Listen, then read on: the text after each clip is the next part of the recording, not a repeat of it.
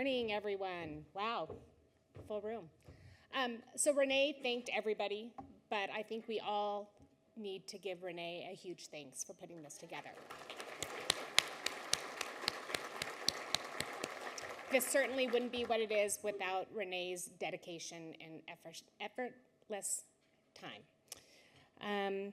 So thank you again for coming, and please sit back, relax, listen to the great panelists we have, enjoy the food, enjoy the company.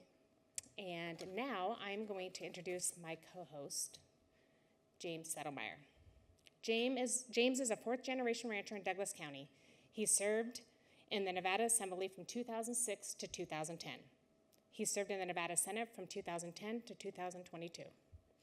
James then appointed as the director of Nevada Department of Conservation and Natural Resources by Governor Joe Lombardo on January 6, 2023.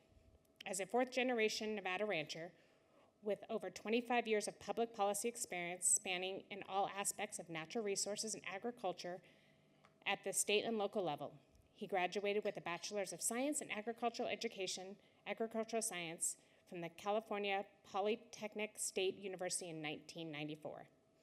He was Nevada's legislature for 16 years and held several leadership roles on multiple committees and subcommittees throughout his tenure.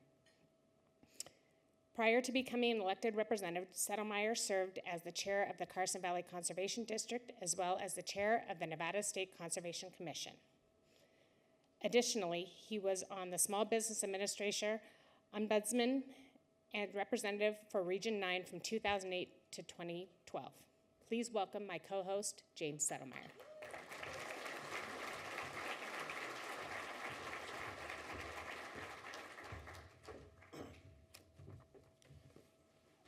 Make sure the microphone's working. I think it is. Appreciate it. It's an honor to be here today to speak to you once again. It's fantastic. It's like an old home week. You know, you see former Commissioner Johnson back there. I got to give him a band time. Of course, my former colleague, Mr. Wheeler. You know, we're always trying to sit there and fight for the good fight within Carson City. Now we've turned it over to Dr. Titus, so I'll let her have that. Mr. Gray's not here. Note that. That being said, you got to have a little fun. With that, it was an honor to get the call from Governor Lombardo, and I talked a little bit of it last year. We do have a fair amount of new people. It's fascinating, the Department of Conservation and Natural Resources. I was very, very happy for the opportunity to help Governor Lombardo try to make a change to the state of Nevada to turn it back what it needs to be. To worry not only about the natural resources, but about the citizens of the state of Nevada and the businesses that are within it that provide jobs and provide living.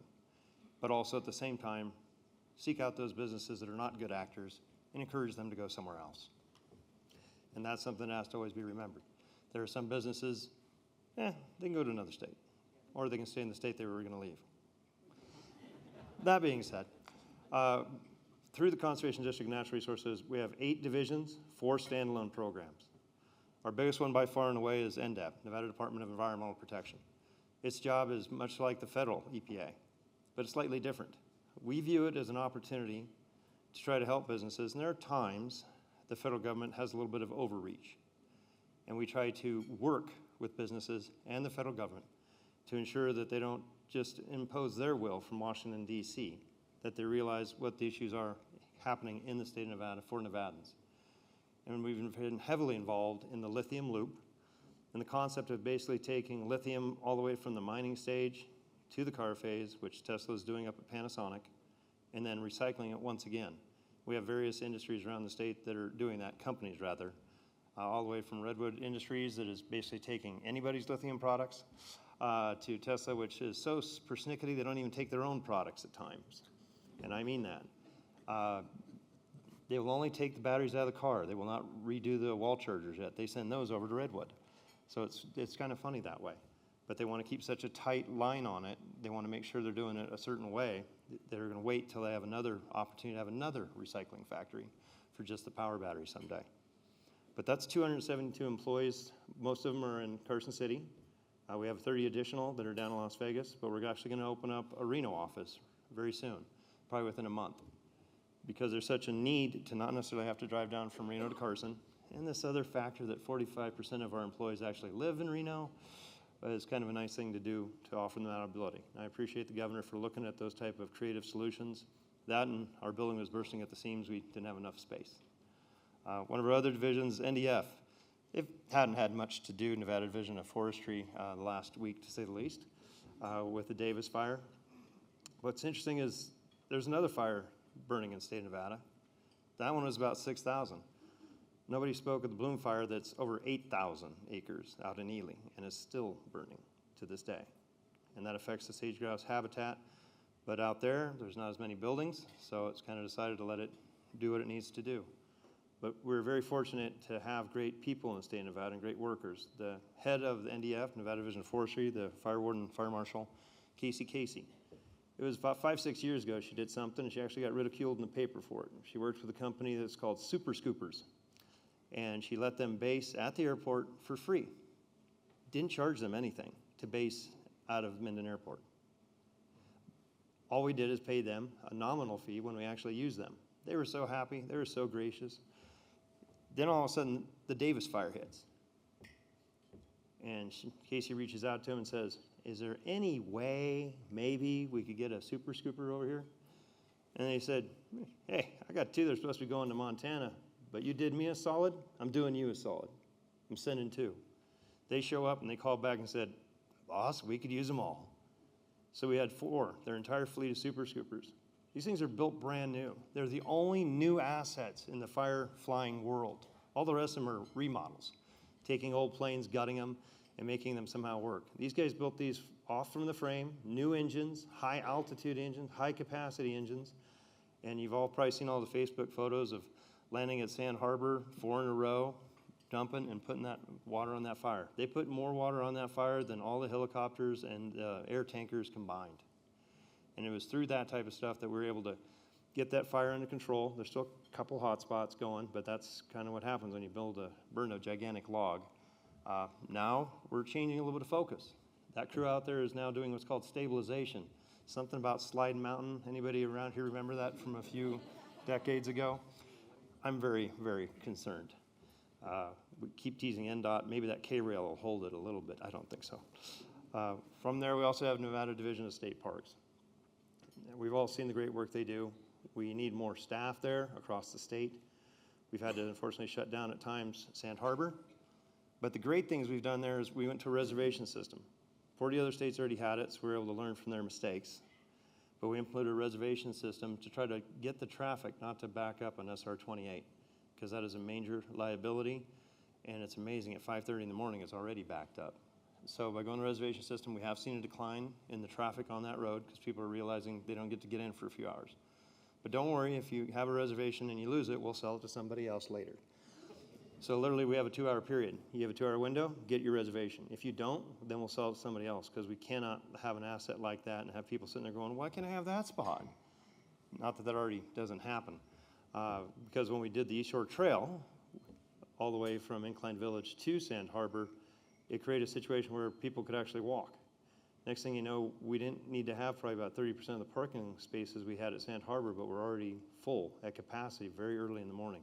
And he only gives people, unfortunately, a 1 yard by 1 yard sheet on the beach. That's how he does his math, how many people can fit in the beach area. Now, that's a little too crowded for my likes, but it's amazing. That park runs over 1 million people through it a year in only a 5-6 month period. By comparison, our second largest park is Valley of Fire. 800,000 people down there in Las Vegas in a year period. That's how busy this state park is. And it's a testament to the beauty of the lake and all the good people in this area that help keep that lake where it is.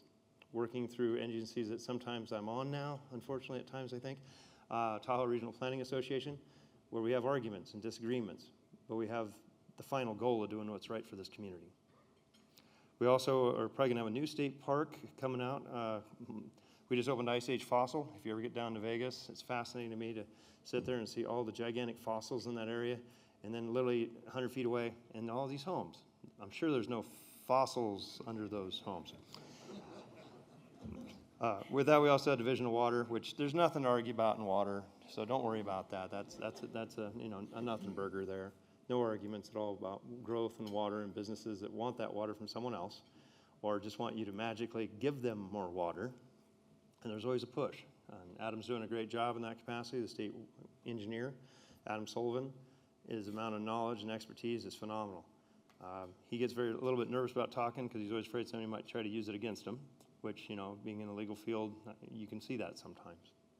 Detrimental reliance and all those fun subjects. We have Nevada State Lands, 19 people served there.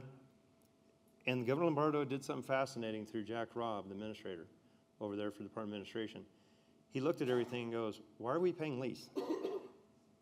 And so he actually did a deal with Thomas Mack down there in Las Vegas, and they bought 17 buildings. And we're moving everything into one campus. So if you're in Southern Nevada and you want to deal with the state of Nevada, you don't have to travel all across the town. And it also got rid of some buildings down there that I think Dr. Titus would agree, I call them sick buildings. They were very problematic. I had a lot of healthcare issues in them just from the employees that were in them. And they're not in great locations. So it was great to see that. I haven't seen the new legislative buildings per se down in Las Vegas. I've heard from a couple people that are pretty remarkable, which the amount of money they spend on them, they should be. With that, we also have SHPO, Nevada Historical Preservation Office. I talked about it last year a little bit. I was fortunate enough to be born in Nevada, but I never saw much of it. I was always kind of on the ranch and didn't travel a hell of a lot with the legislature. But in that respect, I decided that it was time to see all of it. So I went out and inspected all 274 state historical markers across the entire state, which was a fascinating experience. It took me places and learned stories, Camel Corps down in Vegas and things that you never even thought of. Also visited all 27 of our state parks within a year. I figured if you're going to be in charge, you better know you better have seen what you're actually working with and working on. So that was great to do through SHPO on those aspects. And also people need to remember that if you spend federal money, you have to get sign off of Section 106 if you're doing with any property to make sure that no historic artifacts are being disturbed. So it creates a situation where we're rather busy, especially with the amount of solar that seeks to come to the state of Nevada. That requires a 106 everywhere. Small lithium mine called Thacker Pass up north, minor thing. So it creates some interesting discussions, and sometimes they're not always the funnest discussions, to tell you the truth. With that, we have 4 standalone programs, conservation districts, and anybody that has seen the work that was done on 88 down in 39, over here in Douglas County, just past the high school, the conservation district went in there and stabilized that bank that was eroding away, was actually threatening to take out Highway 88. With that, I know Dr. Titus is working at trying to restore the funds to that particular entity. It's actually a stream bank stabilization fund of the state of Nevada, because the state of Nevada actually owns the rivers. All navigable water is water. So it's their responsibility. Yet they don't necessarily take care of it. Luckily, we have the conservation districts that step in to help out with that. We also have the Sagebrush Ecosystem Technical Team. And its goal and objective is to try to make sure that the sagebrush ecosystem is supportive for the sage grouse and the other animals in that area. And if that bird is ever listed, it'll completely change the state of Nevada's ability to get anything done, whether that be mining, building a road, anything. So it's important that we protect that species and do our best to make sure it doesn't get listed. And they have a very difficult job of trying to navigate between the businesses and the bird. So I always serve on that council. It's difficult at times. We also have OHV that's going to now fall under NDOR, Nevada Division of Outdoor Recreation, and they do a great job of trying to make sure that people get out in this beautiful environment, get off your cell phones, get a little bit of exercise, get out there and enjoy the great things that we're spoiled, in all reality. When you get down to Vegas and you're trying to get people out of the middle of Vegas to go, it takes a little while. We literally, in 10 minutes, we can be out for a nice walk. I'll be out of breath in about 15, but it's a great opportunity that we have here. We also have Conserve Nevada. We did something monumental there. They were actually in charge of our Q1 funds. State of Nevada citizens put forth bonds to try to preserve things. We also got tasked by Governor Lombardo with $100 million we got of ARA funds. And he says, do something great. So I went back to him and I said, okay, what I really want to do is use some of this money to look at over-pumped, over-appropriated basins across the state of Nevada and buy out water rights and retire them to help bring them back into balance. He goes, wow. He says, how much do you think you'll get the technical advisory group to vote to do that? I said, I don't know. Give me a blank check? He says, no, not blank. He says, let's see what you can do. So we went into the room. We thought we might get $2 to $4, maybe $5 million. By the time we were done, we got 25 because people agreed with the need and the desire to get things done. So we've spent, almost completed now, spending $25 million of retiring water rights, everywhere from Diamond Valley, Nevada, where they're 350% over appropriated, and the groundwater is shrinking 5 feet a year. And you got ranchers and farmers that are doing nothing more than spending $500,000 to drill a deeper well every 5 to 10 years. And that it's not sustainable. And so we've had great success and opportunity. Willing buyer, willing seller. You know, much like the development right program we tried to do in Dallas County a long time ago. Willing buyer, willing seller, and seeing who came forward. And interesting enough, we wish more people in the Humboldt would have came forward, but they have a different viewpoint of the value of their water, and so they didn't want to sell until we gave them the price of every agricultural crop they could grow in perpetuity in the form of a check. And I just looked at my friend and said, Joe, shut up. You can never get that number. You wish you could, but that's not how it works. But we've done some great things. So all the way, even down in Vegas, took a little bit of advantage of this. We were able to help Clark County purchase some water from the Mormon Church, which now all of a sudden, Clark County that hated the idea of seniority water law, which is a fundamental tenet of water law, first in time, first in right. Clark County, who hated that idea and kept coming to the legislature saying, we need to get rid of priority water law. That's stupid. We're bigger, it's ours. Now they're the oldest user in the system. Now they really like seniority water law. So that's beneficial because it will help protect the water laws that we have in the state of Nevada, which are somewhat complex, but also pretty simple. First in time, first in right. Then, of course, there's that other rule of water flows downhill, but it will flow uphill to money.